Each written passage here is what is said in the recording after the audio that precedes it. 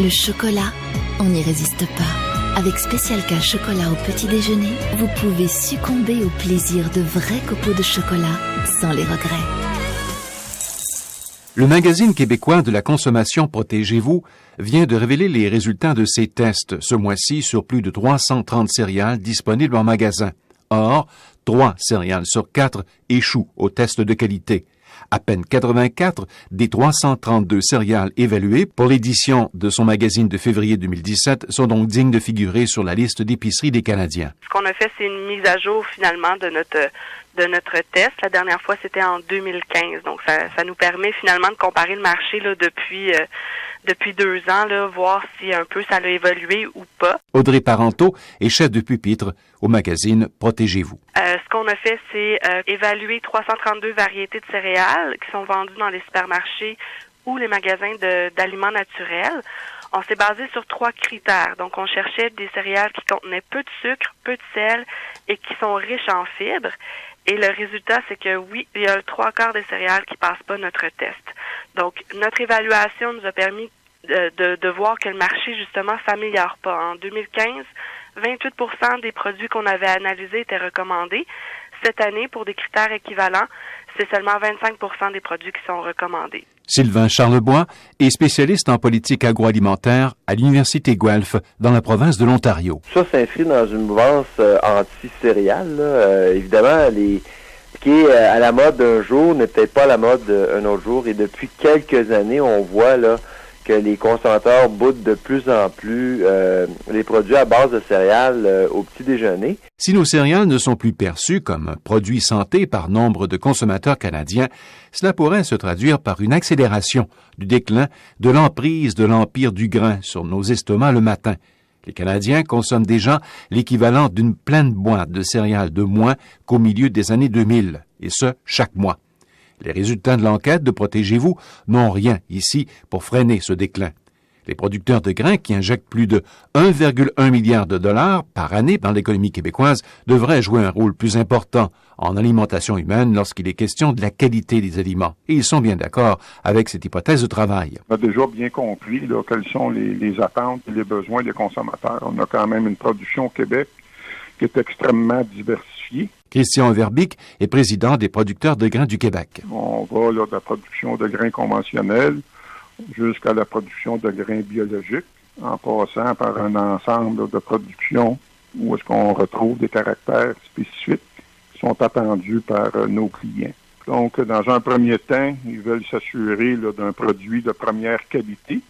Évidemment, là, tant qu'on fait affaire dans un contexte mondial, qu'est-ce qui est recherché dans un premier temps, c'est de trouver un équilibre où on peut s'assurer de demeurer compétitif. Il existe une boîte connue dans le monde entier et ce qu'il y a dans cette boîte change pour le meilleur.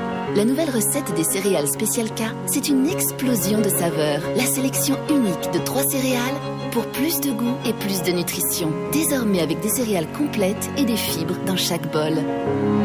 Quand vous verrez cette boîte, vous saurez que ce qui est bon à l'intérieur est beau à l'extérieur. Le consommateur devrait être au pays un acteur incontournable de l'industrie alimentaire. D'ailleurs, à plusieurs égards, notamment dans le secteur des produits bio, il l'est depuis quelques années. Mais beaucoup de ménage reste à faire. C'est sûr que ça va jouer sur la praticité, les formats, le prêt-à-manger. Ça va être des clients pour le prêt-à-manger.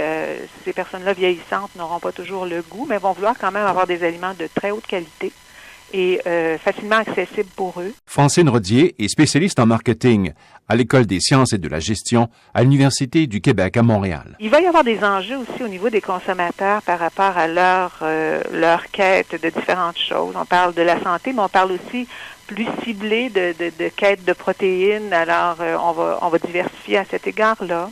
On va aussi s'intéresser davantage à ce qu'on achète. L'information est de plus en plus accessible. Les gens sont plus sensibilisés aussi à la lire.